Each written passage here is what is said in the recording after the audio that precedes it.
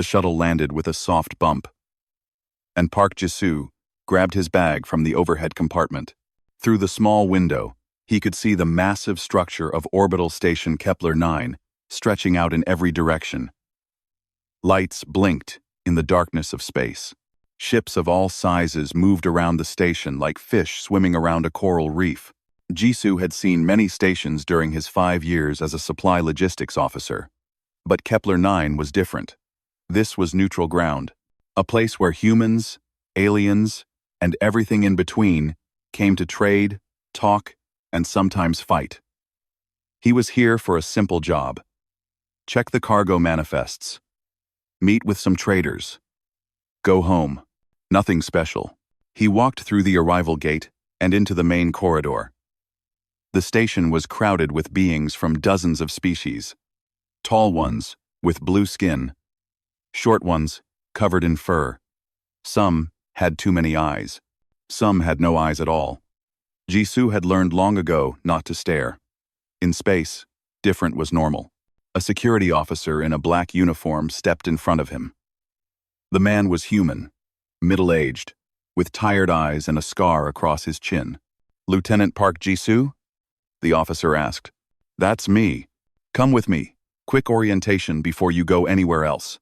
Jisoo followed the officer into a small room off the main corridor. Inside, there were 2 more security personnel, and a screen showing images of various alien species. The officer closed the door and turned to face him. "First time on Kepler-9? Yes. Then you need to know some things." The officer pointed at the screen. "Most species here are harmless. They want to trade, make deals, go home rich. But some are dangerous. We keep an eye on them." The screen changed. It showed a tall figure with pale white skin, almost silver in the light. The figure had long dark hair, sharp features, and eyes that glowed a deep red. Jisoo noticed the fangs. "This is a Velroth," the officer said. "You've heard of them?" Jisoo nodded slowly. Everyone had heard of the Velroth. Stories traveled fast in space. They said the Velroth were ancient. They said the Velroth could move faster than the eye could follow. They said the Velroth fed on other species, draining their life force until nothing remained but an empty shell. "There's a Velroth delegation on the station right now," the officer continued. 3 of them.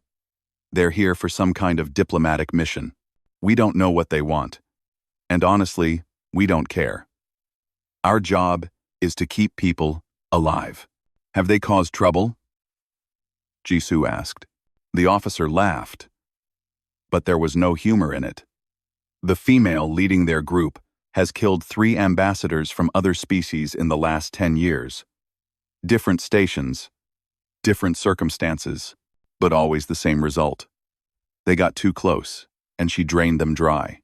Jisoo looked at the image on the screen. The Velroth woman stared back at him with those red eyes. She was beautiful, in a strange way. Beautiful, like a knife, is beautiful. Sharp and deadly. "My advice?"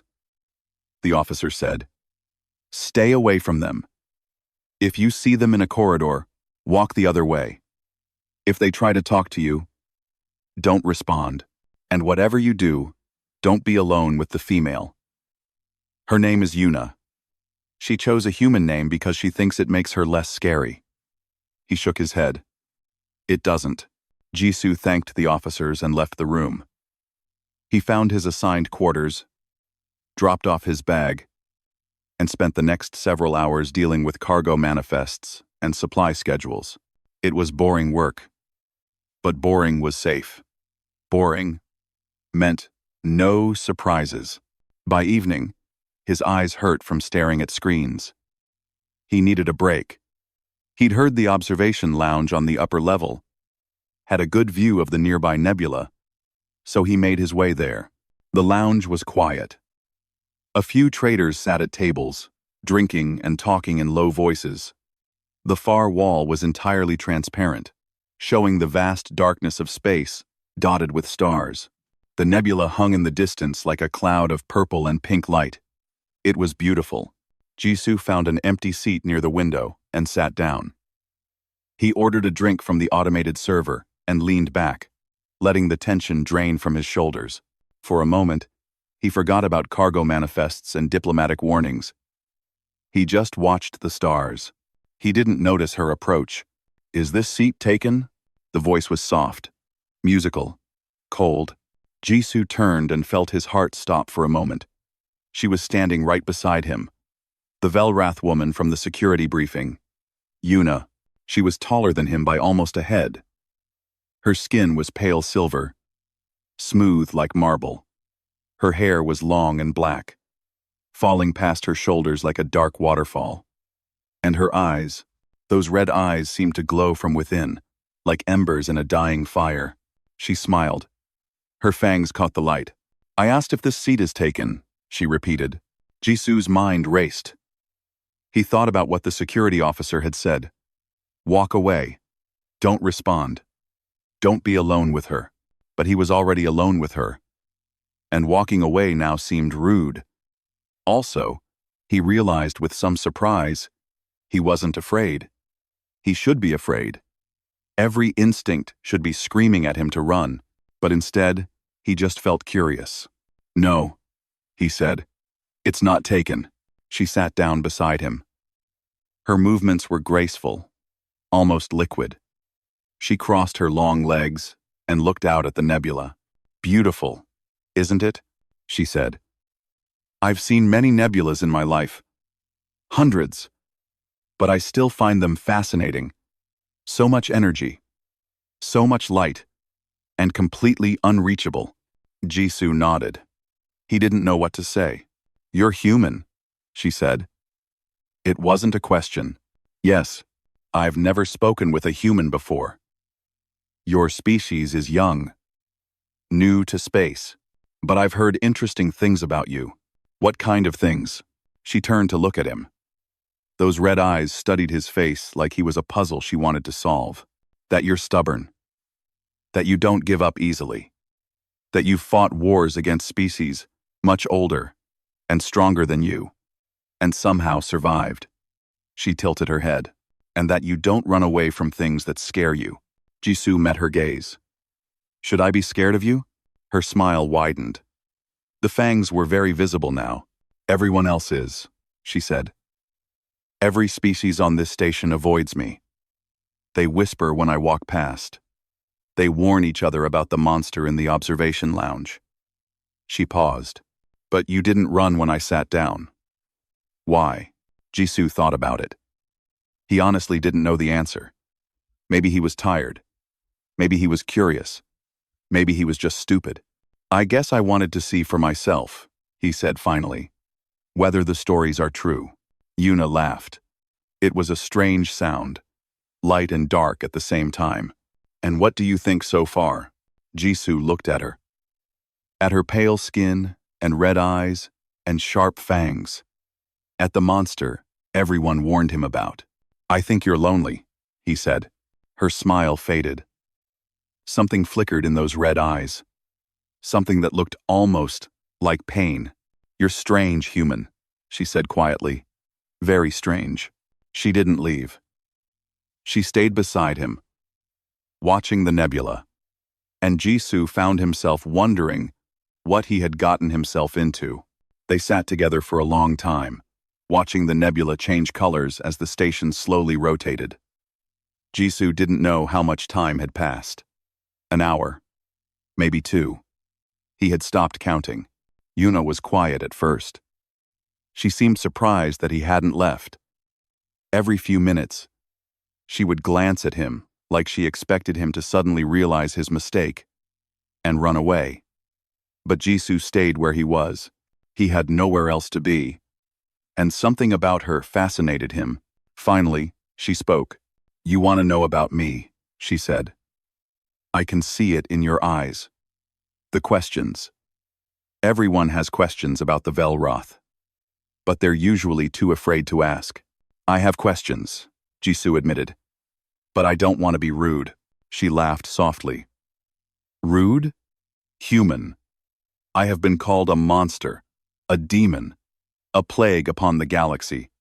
I have been hunted, feared, and hated for longer than your species has existed. Asking questions is not rude. It's refreshing. Jisoo nodded. Okay. Then tell me about the name. Yuna. The security officer said you chose a human name. I did. My real name is difficult for other species to pronounce. It involves sounds that most vocal cords cannot produce. So when I travel, I choose a local name. Something simple. Something that makes others feel more comfortable. Does it work? No. She smiled. But it was a sad smile. They still see the fangs. They still see the red eyes. A name changes nothing. Why did you choose Yuna? She was quiet for a moment. I heard it once. Many years ago. A human trader on another station was calling for his daughter. Yuna. He kept saying. Yuna. Come here. There was so much love in his voice. So much warmth. She looked down at her hands. I wanted to know what it felt like. To have someone say my name like that. Jisoo felt something twist in his chest. It was such a simple wish. Such a human wish. He hadn't expected that from a creature everyone called a monster. Can I ask about the feeding? He said carefully. I've heard stories. But I don't know what's true. Yuna turned to face him fully. Her red eyes were serious now. The stories are mostly true, she said. My people feed on bioelectrical energy. The life force that flows through all living things. Every creature produces this energy. It's what makes hearts beat and minds think. We need it to survive, just as you need food and water. And when you feed, you drain it from other beings. Yes. We place our hand on the chest, near the heart. We draw the energy into ourselves. For most species, this process is fatal. Their bodies cannot produce energy fast enough to replace what we take. They grow weak. They collapse. They die. She said it simply, without emotion, like she was describing the weather. That's why everyone fears you, Jisoo said. Yes. That's why. She stood up and walked to the window, pressing her pale hand against the glass. But what the stories don't tell you is that we don't want to kill. We're not murderers by choice. We're hungry. We've always been hungry. What do you mean? She turned back to him, and Jisoo saw something in her eyes he hadn't seen before. Desperation. Long ago, my people had a food source. There was a species that could survive our feeding. They produced energy quickly, almost as quickly as we could take it. We lived in balance with them. We fed, they recovered, and no one died. It was peaceful. After the Rosen, what happened to them? The Galactic Coalition happened. Her voice turned bitter. They feared us. They thought, if they destroyed our food source, we would starve and die. So they hunted that species to extinction. Every single one. Gone. Jisoo stared at her. That's genocide. Yes, it was. And ever since then, my people have been dying. Slowly, painfully. We can survive for years without feeding, but it weakens us. Our children are born sick. Our elders fade away. We're disappearing. Human. Not because of any war. Not because of any plague. Simply because we're hungry and there's nothing left to eat that doesn't die from our touch. She sat back down beside him. She was closer now, and Jisoo could smell something faint coming from her. Like winter air. Like cold rain on stone. I came to this station looking for a diplomatic solution, she said. I hoped to find allies. Someone who might help my people find a new way to survive. Instead, I found what I always find. Fear. Hatred. Doors closing in my face. I'm sorry, Jisoo said. He meant it. Don't be sorry. You didn't do anything. She looked at him again with those red eyes. But you're the first person on this station who has spoken to me without trembling. The first person who looked at me and saw something other than a monster. Why? Jisoo thought about the question. He thought about his own life, growing up on a colony world that nobody cared about, joining the military because there were no other options, spending years moving from station to station, always alone, always an outsider. Maybe because I know what it's like to be invisible, he said finally. To walk into a room and have everyone look through you like you're not there. Or worse, to have them look at you like you're something to be avoided. Yuna was quiet for a long moment. You're not like other humans I've observed, she said. They're loud, confident, always talking. You're different, quieter, sadder. Is that a bad thing? No, it's just unexpected. She tilted her head. Can I tell you a secret, human? Sure. She leaned closer. Her voice dropped to a whisper. I'm starving. I haven't fed properly in 3 years. I've been surviving on the minimal energy I can pull from the air, from the machines, from anything that produces even a tiny spark of life. But it's not enough. It's never enough. Jisoo looked at her pale face. Now that he knew what to look for, he could see it. The tiredness around her eyes, the slight tremor in her hands. She wasn't just lonely. She was dying. Why are you telling me this? He asked. Because there are rumors about humans, she said. Stories that have spread through my people for decades. They say humans are different. That human bodies produce energy at impossible rates. That a human might be able to survive what no other species can. Jisoo understood now. You want to feed from me. Jisoo understood now. You want to feed from me. I want to know if the rumors are true. She held up her hand. I won't do anything without your permission. I'm not a monster, whatever they say. But if you were willing to let me try, just a small amount, just enough to test the theory. She stopped herself. No. I'm sorry. I shouldn't ask. You don't know me. You have no reason to trust me. She started to stand, but Jisoo caught her wrist. Her skin was cold as ice. Wait, he said. She froze, looking down at him with wide eyes. If there's a chance it could help your people, he said slowly, then I want to know too. You would risk your life for a stranger? For a monster? Jisoo smiled. I've risked my life for stupider things. Yuna stared at him for a long moment. Then, slowly, she smiled back. It was a real smile this time. Small and fragile, and full of something that looked like hope. You're a very strange human, Jisoo, she said. You're a very strange vampire, Yuna, he replied. She laughed. And for the first time since he arrived on the station, Jisoo felt like he was exactly where he was supposed to be. The medical bay on Kepler 9 was cold and white and smelled like chemicals. Jisoo sat on a metal table while a young doctor attached sensors to his chest, his arms, and his forehead. The sensors blinked with small blue lights, measuring everything about him. Dr. Kim Tae-ho was nervous. Jisoo could tell by the way the doctor kept checking and rechecking the equipment. Tae-ho was also human, which was probably why the station commander had assigned him to this experiment. No other species would agree to monitor a Velrath feeding. Are you sure about this? Tae-ho asked for the 5th time. I've read the reports. Every single documented feeding by a Velrath has resulted in death or permanent damage. Every single one. That's why we're testing, Jisoo said calmly. To see if humans are different. And if we're not different? If you die on this table? Jisoo shrugged. Then at least we'll know. Tae-ho shook his head. You're either very brave or very stupid. Probably both, Jisoo admitted. The door opened, and Yuna walked in. She had changed into simple gray clothing, and her dark hair was pulled back from her face.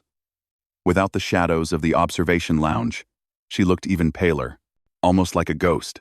2 security officers followed her, their hands on their weapons. They positioned themselves near the door, watching her every move. Yuna ignored them completely. Are you ready? She asked Jisoo. Yes. She walked toward him, and the security officers tensed. But Yuna moved slowly, carefully, showing everyone that she wasn't a threat. She stopped in front of the table and looked at the sensors attached to Jisu's body. "You're monitoring him," she said to Taeho. "Every heartbeat, every breath, every electrical signal in his nervous system." Taeho's voice was tight. "If anything looks wrong, we stop immediately." "Agreed." Yuna looked at Jisoo. "I'll start small. Just a tiny amount. If it works, we can try more later. If it doesn't work." She didn't finish the sentence. "I understand," Jisoo said. "Let's do this." Yuna raised her hand. Her fingers were long and thin, pale as bone. She pressed her palm against Jisu's chest, right over his heart. Her skin was so cold that he flinched. "Don't be afraid," she whispered. "Just breathe." Jisoo took a deep breath. He looked into her red eyes and saw fear there. Fear and hope mixed together. She was just as scared as he was. Then she began to feed. The sensation was impossible to describe. It felt like something was being pulled out of him. Not from his body, but from somewhere deeper, from the core of his being. It was uncomfortable at first, then almost painful. A strange tiredness spread through his limbs. His vision blurred at the edges. He heard Taeho shouting something. The monitors were beeping rapidly, but it all seemed very far away. Then, suddenly, it stopped. Yuna pulled her hand back with a gasp. She stumbled away from the table, her eyes wide with shock. For a moment, no one moved. "What happened?" Jisoo asked. His voice was weak, but his head was clearing. The tiredness was already fading. Taeho was staring at the monitors. His mouth hung open. "This is impossible," the doctor whispered. "What? What's impossible?" Taeho turned to face him. "Your energy levels dropped by 40% in less than 5 seconds. For any other species, that would mean organ failure, death within minutes." He pointed at the screen. "But your body is already regenerating. I can see it happening in real time. Your energy levels are climbing back up. 42%, 45, 50. Jisoo looked at the numbers. They were rising steadily, like a battery being recharged. "How is that possible?" one of the security officers asked. "Human metabolism," Taeho said slowly, working through it as he spoke. "We burn energy faster than any other known species. Our cells regenerate constantly. We heal quickly. We adapt to extreme conditions. I always knew humans were biologically unusual, but this..." He laughed in disbelief. "We're basically rechargeable." Yuna was still standing near the wall, breathing heavily. Her pale skin had a faint pink tint now. Color. She had color in her face, for the first time since Jisoo had met her. "You're alive," she said. Her voice was trembling. "You're alive and healthy, and your energy is coming back. How do you feel?" Taeho asked her. "I feel..." She looked down at her hands. "I feel full. For the first time in years, I don't feel hungry." She looked up at Jisoo, with tears in her red eyes. "Do you understand what this means?" Jisoo nodded slowly. He understood perfectly. Humans could feed the Velrath without dying. The implications were enormous. If this test could be repeated, if other humans showed the same ability, then the Velrath would no longer need to starve. They would no longer be forced to kill, to survive. Everything would change. "We need to tell someone," Taeho said. "The station commander. The human delegation. This is too big to keep quiet." "Wait." Yuna held up her hand. "Before we tell anyone, I need to contact my people. They need to hear this from me. They need to know there's hope." "Will they believe you?" Jisoo asked. "I don't know. We've been dying for so long. Hope is a dangerous thing when you've had it taken away too many times." She walked back toward him. Slowly, hesitantly, she reached out and took his hand. Her skin was still cold, but less so than before. "Thank you, Jisoo. You risked your life for someone you just met. for a species everyone calls monsters. I didn't see a monster, Jisoo said. I saw someone who needed help. She squeezed his hand.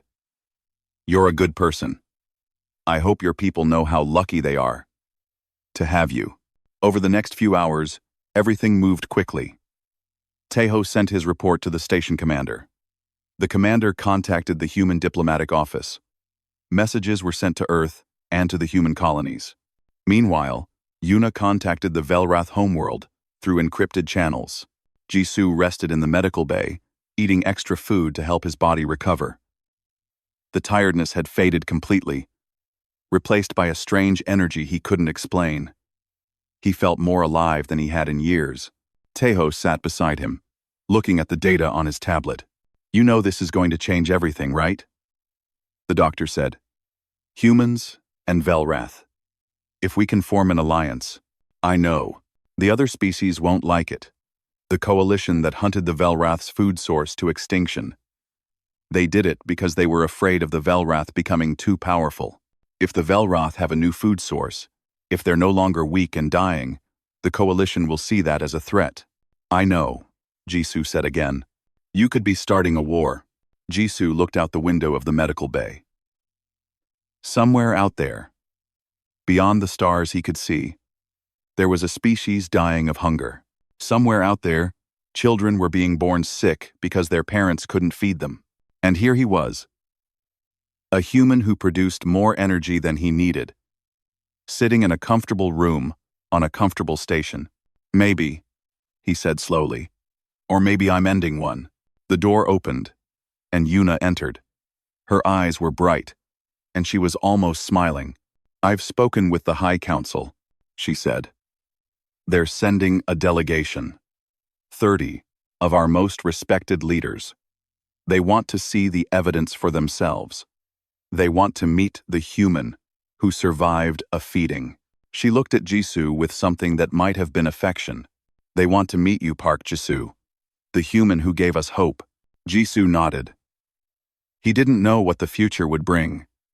He didn't know if this would lead to peace or war, to alliance or destruction.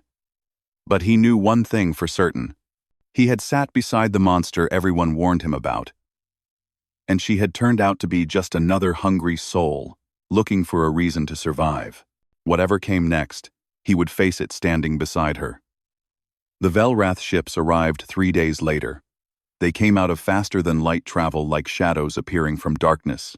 30 vessels, each one sleek and black, moving through space without a sound. Jisoo watched from the observation lounge as they approached the station. Beside him, Yuna stood perfectly still. She hadn't slept since sending her message to the homeworld. Jisoo could see the nervous energy in her body, the way her hands kept opening and closing. Are you scared? He asked. Terrified, she admitted. My people have been dying for 300 years. We've tried everything. Diplomacy, war, isolation. Nothing worked. And now I'm telling them that a solution exists. That we can live. That there's hope. She looked at him. What if I'm wrong? What if the test was a mistake? What if more humans can't survive the feeding? Then we'll figure something else out. You make it sound so simple. It's not simple, Jisoo said. But giving up isn't an option either. The Velrath delegation entered the station an hour later. They moved in a group. 30 pale figures gliding through the corridors like ghosts. Station security watched them nervously. Hands on weapons. Other species fled at the sight of them, disappearing into side passages and locked rooms. Jisoo met them in the main conference hall alongside the human diplomatic team. Admiral Baek Sujin led the human side. She was a small woman with gray hair and sharp eyes, a veteran of 3 wars and countless negotiations. Nothing frightened her. Not even a room full of vampires. The Velrath High Council arranged themselves around the table. Their leader was an ancient male, with skin so pale it was almost translucent. His name was Elder Hyun, and according to Yuna, he was over 800 years old. We have reviewed the medical data, Elder Hyun said. His voice was dry and soft, like wind through dead leaves. The results are remarkable. A human survived feeding, with only temporary energy loss. Full recovery, within hours. The test has been repeated twice more since then, Admiral Bake said calmly. Both times with the same result. Human volunteers experienced fatigue, but recovered completely. No lasting damage. And your people would be willing to do this regularly? To feed us? Admiral Bake nodded. Under certain conditions. The feeding would be voluntary. Only those who choose to participate would be involved. We would need guarantees of safety for our volunteers, and we would expect something in return. Elder Hyun tilted his head. What do you want? Alliance. Your military support. Your technology. The Velroth have been traveling through space for millennia. You have weapons, and shields, and engines that humans have never seen. Share them with us, and we'll share our people with you. The room went quiet. The other Velrath Council members exchanged glances. Some looked hopeful. Others looked suspicious. You want our technology so you can become more powerful, one of them said. So you can expand your territory, conquer other species. We want your technology so we can protect ourselves, Admiral Bake corrected. Humanity is young. We've only been in space for 100 years. There are species out there that see us as prey, as resources to be exploited. We need allies. We need strength. And in exchange, we offer you something no other species can give. Food. Life. A future. Elder Hyun was quiet for a long moment. Then he turned to look at Yuna. You found this human, he said. You brought us this opportunity. What do you think? Yuna stepped forward. She looked at Jisoo briefly, then turned to face the council. I think humans are unlike any species I've ever encountered, she said. When I approached Lieutenant Park, he didn't run. When I asked to feed from him, he agreed, not because he wanted something from us. Not because he was trying to gain power or advantage. He did it because he saw someone in pain and wanted to help. She paused, letting her words sink in. We have spent centuries being feared and hated. We've been called monsters by every civilization in the galaxy. And maybe we earned that reputation. Maybe we did terrible things when we were desperate and starving. But these humans don't care about what we were. They care about what we can become. Elder Hyun nodded slowly. Very well. We will discuss the terms of alliance. The negotiations took 3 days. There were arguments about details, questions about guarantees, debates about how the volunteer program would work. But in the end, both sides reached an agreement. Humanity would provide voluntary feeders for the Velrath. The feeders would be trained, monitored, and protected. In exchange, the Velrath would share their technology and provide military support. The two species would become partners, allies, friends. On the final day, as the documents were being signed, a message arrived from the Galactic Coalition. Admiral Bake read it aloud to the room. To the human delegation, she said, it has come to our attention that you have entered into an alliance with the Velrath species. This action is in direct violation of Coalition Resolution 7742, which prohibits aid or support to the Velroth in any form. You are hereby ordered to terminate this alliance immediately and surrender all Velroth personnel on your station for deportation. She paused. Failure to comply will result in humanity being declared an enemy species. You have 48 hours to respond. The room was silent. Jisoo looked around at the faces of the humans, and Velroth gathered together. Some looked scared. Some looked angry. All of them were waiting to see what Admiral Bake would do. The old woman set down the message and smiled. Well, she said, that didn't take long. What will you do? Elder Hyun asked. Admiral Bake stood up. She walked to the window and looked out at the stars. When she spoke, her voice was calm and steady. Humanity has been pushed around since we first entered space. Every major species has tried to take advantage of us. They've stolen our resources, attacked our colonies, treated us like children who don't deserve a seat at the table. She turned back to face the room. I'm tired of being pushed. She looked at the Velrath Council. You came here because you were dying. You took a chance on us because you had no other choice. Well, now we're taking a chance on you. We're not going to abandon our allies because some coalition of bullies doesn't like it. They'll attack you, Elder Hune warned. The coalition has 12 species, hundreds of warships. They've destroyed civilizations far more advanced than yours. Maybe, Admiral Bake agreed. But they've never fought humans and Velrath together. They've never seen what we can do when we're not alone. She picked up a pen and signed the alliance document. Send our response to the coalition, she said to her aide. One word. The aide nodded and hurried out of the room. Yuna moved to stand beside Jisoo. She took his hand, her cold fingers wrapping around his warm ones. Thank you, she whispered. For everything. Don't thank me yet, Jisoo said. I think things are about to get very complicated. She smiled. And for the first time, her fangs didn't look frightening. They looked like they belonged to a friend.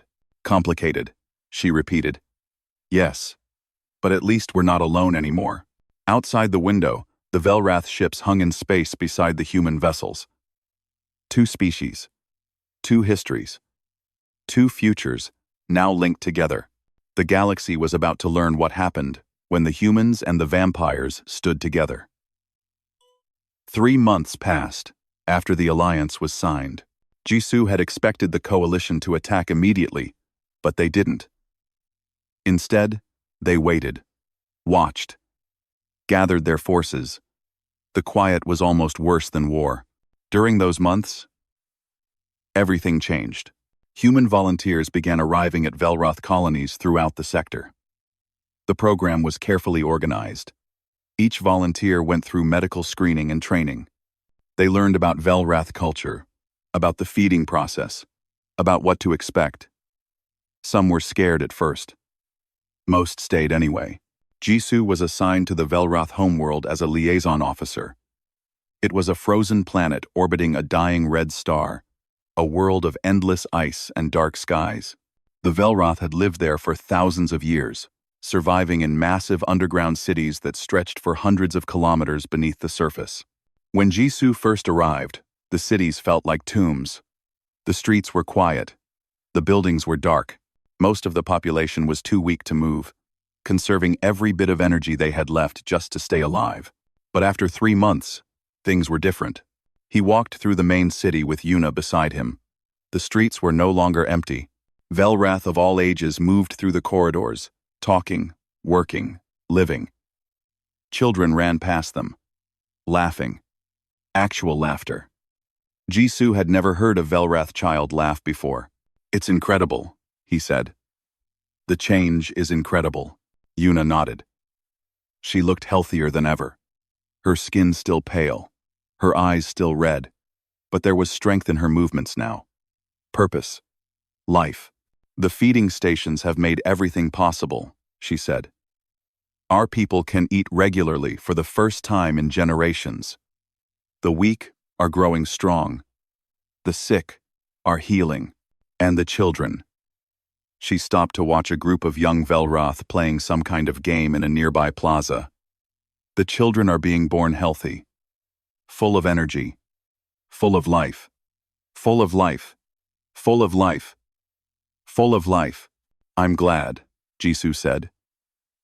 They continued walking until they reached a quiet park near the edge of the city. It wasn't really a park by human standards. There were no trees or grass, just carefully arranged stones and crystals that glowed with soft light. But it was peaceful, private.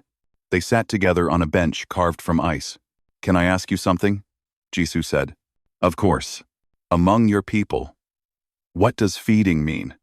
Beyond just survival? Yuna was quiet for a moment. When she spoke, her voice was soft. For us, sharing energy is the most intimate thing 2 beings can do, more intimate than any physical touch. When I feed from you, I'm not just taking energy. I'm taking part of your essence, your life force, your soul, if you believe in such things. Is that why you asked my permission that first time? Yes. To feed without permission is a violation, a crime. But to feed with permission. She looked at him. It creates a bond, a connection that goes beyond words or thoughts. Jisoo thought about the time she had fed from him since the alliance began. It had become regular, necessary. She needed energy, and he had energy to give, but he had never thought about what it meant to her. Do you feel connected to me? He asked. Yes. She didn't hesitate. I feel you. Even when you're not near. I know when you're happy, or sad, or scared. It's like a thread stretching between us. Invisible, but unbreakable. I feel it too, Jisoo admitted. I didn't know what it was at first.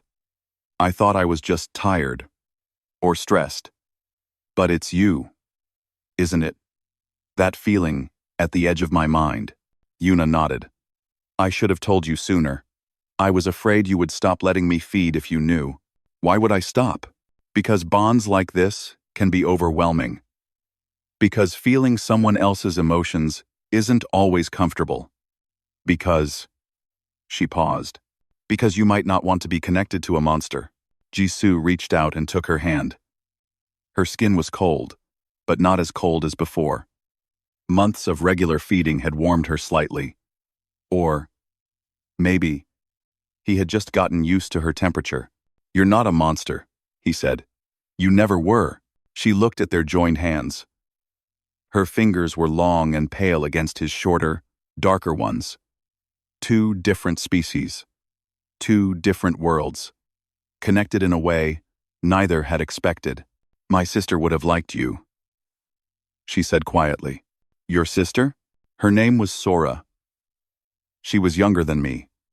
Kinder. She believed that the galaxy could change, that someday we wouldn't have to hide anymore. Yuna's voice trembled slightly. She died 7 years ago. Starvation. I held her hand as she faded away. I felt her life force drain to nothing. Jisoo squeezed her hand tighter. I'm sorry. I promised her I wouldn't give up. That I would find a way to save our people. That her death wouldn't be meaningless. Yuna looked up at him with red eyes that shimmered with unshed tears.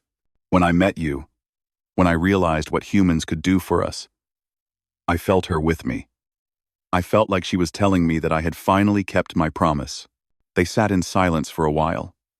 The glowing crystals around them pulsed with soft light, casting shifting patterns across the ice.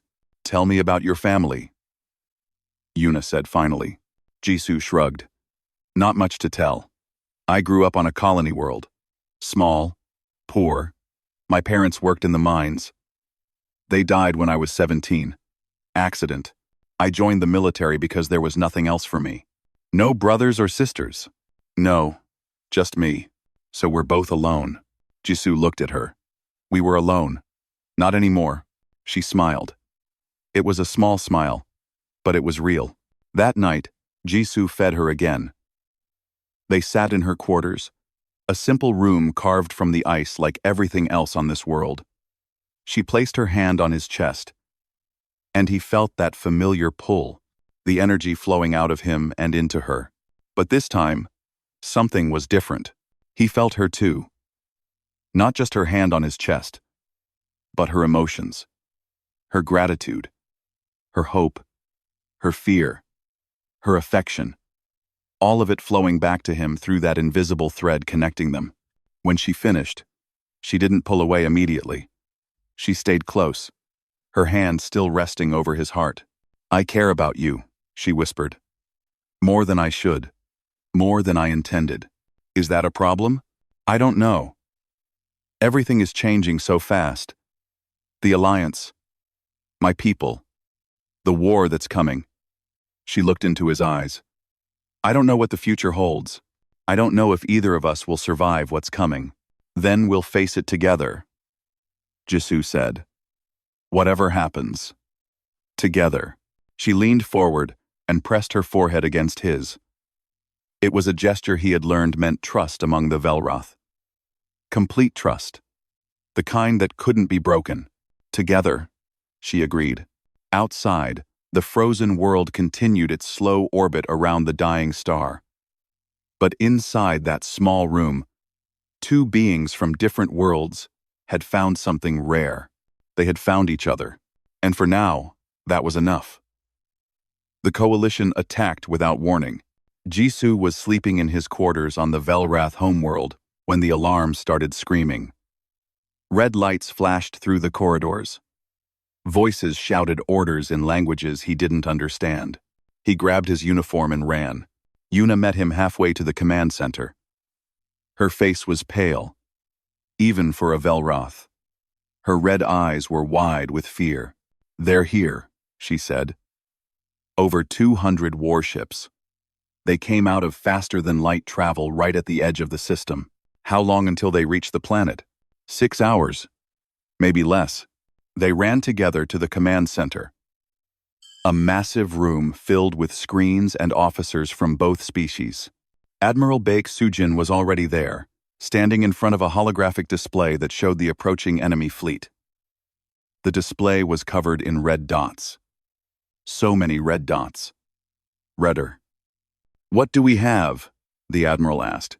43 human vessels, one of her officers reported. 61 Velrath ships. Most of them are old, not designed for combat. Against over 200 coalition warships, Baek said calmly. "Those aren't good numbers." "We could evacuate," Elder Hyun suggested. He stood nearby, his ancient face grim. "Take our people and run. Find a new world. Start over." "Where would you go?" Baek asked. "The coalition won't stop hunting you. And now they'll hunt us too. Running won't solve anything." "Then what do you suggest?" Admiral Baek studied the holographic display. Her eyes moved across the enemy formation, calculating distances and angles. "We fight," she said. "We make them bleed for every kilometer they advance. We show them that humans and Velroth aren't prey. We're predators." The next 6 hours were the longest of Jisoo's life. He was assigned to a human cruiser, the Indomitable, which took position near the center of the defensive line. Yuna stayed on the Velrath flagship, commanding a strike force of fast attack ships. Through their bond, Jisoo could feel her fear and her determination mixed together. He sent back his own emotions. Trust. Hope. Love. He wasn't sure when it had become love, but he couldn't deny it anymore. The coalition fleet arrived exactly on schedule. Their ships were massive. Battle cruisers from 12 different species, each one bristling with weapons. They spread out in a formation designed to surround the planet and crush any resistance. Admiral Baek's voice came through the communication system. She sounded calm, almost bored. "All ships," she said. "This is Admiral Baek. I know the enemy looks powerful. I know they outnumber us. But numbers don't win wars. Courage wins wars. Determination wins wars. And nobody is more determined than us." She paused. "Today, we fight for the right to choose our own allies. We fight for the right to exist on our own terms. We fight for every human and Velroth who ever dreamed of a better future." Her voice hardened. "Give them hell. Right arm." The battle began. The coalition expected an easy victory. They expected the humans to break and run. They expected the Velrath to be weak and starving as they had been for centuries. They were wrong. The Velrath ships moved like nothing the coalition had ever seen. Fast, silent, deadly. They slipped through the enemy formation like shadows, striking at vulnerable points and disappearing before the larger ships could respond.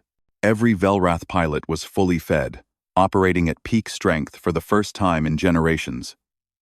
They were unstoppable, and behind them came the humans. Human ships were slower than Velrath vessels, but they were tough. Incredibly tough. When a coalition cruiser hit the Indomitable with a direct blast, the ship shook but kept fighting. Human engineers worked frantically to repair damage. Human gunners kept firing. Human officers refused to give up.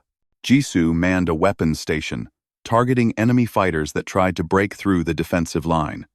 His hands moved automatically, years of training taking over. Fire, reload, fire again. Around him, the crew worked in perfect coordination. Every person doing their job without hesitation. The coalition lost 12 ships in the first hour, then 20 more, then 50. They had never fought an enemy like this before. An enemy that moved like ghosts and hit like hammers. An enemy that refused to die. But the coalition had numbers, and numbers mattered. 3 hours into the battle, the Indomitable took critical damage. The main engine failed. Life support started flickering. The captain gave the order to evacuate. Jisoo made it to an escape pod, along with a dozen other crew members. As they launched away from the dying ship, he watched the Indomitable list to one side. Flames pouring from a dozen breaches in the hull. Then Commander Oh Do-yoon's voice came through the radio. "This is Commander. Oh. I'm still on the bridge. The navigation system is locked on the coalition flagship. I can reach them in 2 minutes. Do-yoon, get out of there," someone shouted. "Negative. If I ram the flagship, I can take out their command structure, disable their coordination, give everyone else a chance." There was silence on the radio. Jisoo stared at the distant shape of the Indomitable as it began moving again, picking up speed despite its damage. "It's been an honor," Do-yoon said. "Tell my family I love them." The Indomitable hit the coalition flagship at full speed. The explosion was massive, a blinding flash of light that lit up the battlefield. When Jisoo's vision cleared, both ships were gone. Destroyed. But the coalition fleet was in chaos, their ships milling around without direction. On the surface of the Velroth homeworld, the fighting was even more intense. Coalition troops had landed in multiple locations, trying to establish ground control. Private Kang Minji was 20 years old, fresh out of basic training, assigned to defend a corridor leading to a civilian shelter. When the coalition forces breached the outer wall, she was the only soldier standing between them and 3,000 refugees. She held that corridor for 6 hours. The enemy came in waves, alien soldiers from species she couldn't even name. Minji shot them. She stabbed them. She threw grenades and fired rocket launchers and used her rifle as a club when she ran out of ammunition. When reinforcements finally arrived, they found her standing over a mountain of enemy bodies. She was wounded in 5 places. One arm was broken. She could barely see through the blood running down her face, but she was still standing. Still fighting. "Private Kang?" the rescue team leader asked in disbelief. "How are you still alive?" Minji smiled weakly. "We're human," she said. "We don't know how to die. We have not problem. We have not problem." The battle lasted 18 hours. When it ended, the coalition fleet was in ruins. Over half their ships were destroyed. Their ground forces had been pushed back to their landing zones. Their flagship was gone, along with their commanding admiral. The human Velroth alliance had won. The cost was high. 30 human ships destroyed. 22 Velroth vessels lost. Thousands dead on both sides. But they had won. When Yuna found Jisoo in the aftermath, he was sitting in a medical bay, getting treated for minor injuries. She ran to him and wrapped her arms around him, holding him so tightly he could barely breathe. "You're alive," she whispered. "You're alive. I told you," he said, holding her back. "Together. Whatever happens." She pulled back and looked at him with those red eyes. They were wet with tears. "Your people are insane," she said. "Absolutely insane. I watched Commander fly his ship directly into the enemy flagship. I watched Private Kang hold a corridor by herself for 6 hours. I watched human soldiers run toward danger instead of away from it." She shook her head. "I've lived for 300 years. I've never seen anything like it." Jisoo smiled despite his exhaustion. "We're stubborn." "Stubborn," she laughed. "Yes, Stubborn. Outside the medical bay, the frozen world was scarred with the marks of battle, but it was still there, still standing, and so were they.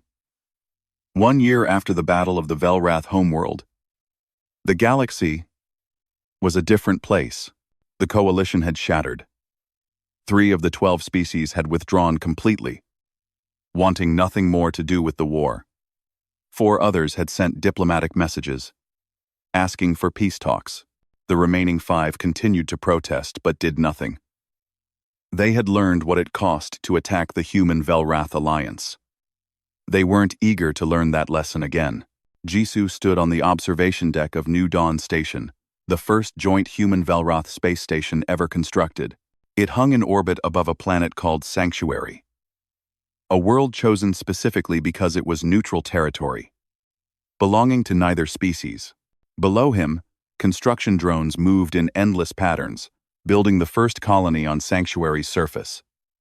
It would be home to both humans and Velrath, living together, working together, a symbol of everything they had fought for. Yuna stood beside him, watching the same view. "It's beautiful," she said. "It is." She looked different now than she had when they first met. Still pale, still graceful, still beautiful in that sharp, dangerous way. But the hunger was gone from her eyes. The desperation had faded. She looked at Peace. "Do you remember the first thing you said to me?" she asked. Jisoo thought back to that night in the observation lounge on Kepler 9. It felt like a lifetime ago. "You asked if the seat was taken," he said. "I said no. And then you didn't run. Everyone else ran, but you stayed. I was curious." She laughed softly. "Curious? That's such a human answer. What would a Velrath answer be? A Velrath wouldn't have been there in the first place. We would have avoided the lounge entirely, stayed in our quarters, waited for the mission to end so we could go back to our dying world." She shook her head. "We had forgotten how to hope, how to take chances, how to believe that tomorrow could be better than today. And now?" She looked at him with those red eyes he had come to love. "Now, everything is different. Our children are healthy. Our elders are strong. We're building new cities, new ships, new lives, all because one human decided to sit beside a monster." "You're not a monster," Jisoo said. He had lost count of how many times he had told her that. "No," she agreed. "I'm not. Not anymore. You taught me that." They stood in comfortable silence for a while, watching the drones work below. The station hummed around them, filled with the sounds of 2 species learning to live together. "Can I ask you something?" Yuna said eventually. "Always. Why did you do it? That first night, you had no reason to trust me, no reason to care about my people. You could have walked away, and no one would have blamed you. But you stayed. You volunteered to let me feed." Jisoo thought about the question. He had asked himself the same thing many times over the past year. The answer had become clearer with time.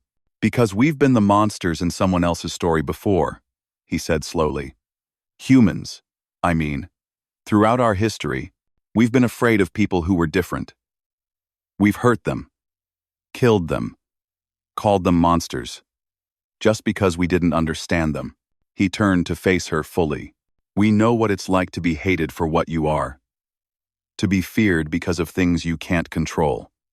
When I looked at you that first night, I didn't see a monster. I saw someone who had been hurt by a universe that refused to understand her. Someone who just wanted to survive." He took her cold hand in his warm one. "I looked at you and saw ourselves.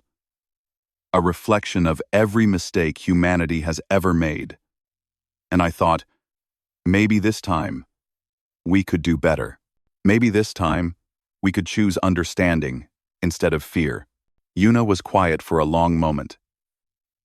When she spoke, her voice was thick with emotion. "Your people are remarkable," she said. "You burn so bright.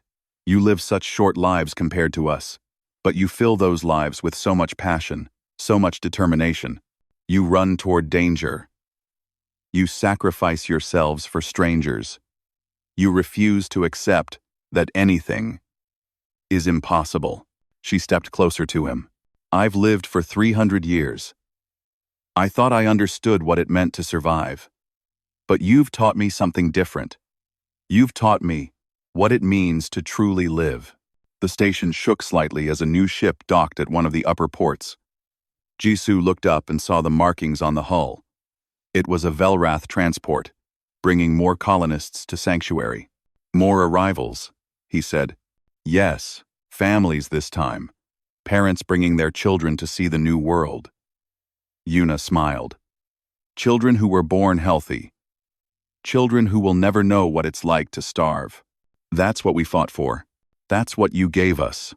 The docking bay doors opened, and figures began streaming out.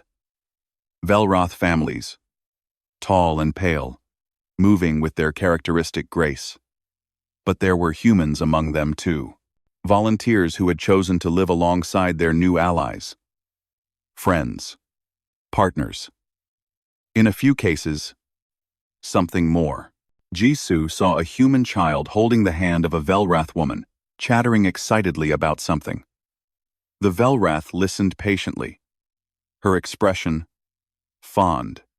It was a scene that would have been impossible a year ago. Impossible and unthinkable. Now it was just Tuesday. The galaxy warned you to stay away from us, Yuna said. They told you we were dangerous, deadly, that we would drain you dry and leave you for dead. They did, but you sat beside me anyway. Jisoo smiled. I did. She leaned her head against his shoulder. Her skin was still cool, but not cold. Months of regular feeding had changed her body temperature slightly, or maybe he had just gotten used to it. He couldn't tell anymore where her coldness ended, and his warmth began. Thank you, she whispered, for everything. You don't have to thank me. I do. Not just for saving my people, for saving me. For showing me that I could be more than a hungry ghost haunting the edges of the galaxy. She looked up at him. For loving me. Loving me. Jisoo bent down and kissed her forehead. It was a gesture of affection that had become natural between them, crossing the boundaries of species and culture. I'll always love you, he said. She laughed. I know. But the fangs are still pretty scary. She showed him those fangs in a wide grin. Good. I like keeping you on your toes. Below them, Sanctuary continued to grow. Ships came and went. Drones built new structures. Two species that had been strangers a year ago were now building a future together. The galaxy had warned humanity to stay away from the vampires. Humanity had sat down beside them anyway, and in doing so, they had changed everything. Jisoo looked out at the stars, at the endless darkness filled with light, and thought about how far they had come. From a chance meeting in an observation lounge to this. A new station. A new world. A new beginning. The universe was vast and ancient, and full of wonders and terrors. But today, standing beside the woman he loved, watching their people build something beautiful together, Jisoo felt something he hadn't felt in a long time. Hope. Real, genuine hope for the future. And that, he thought, was worth fighting for.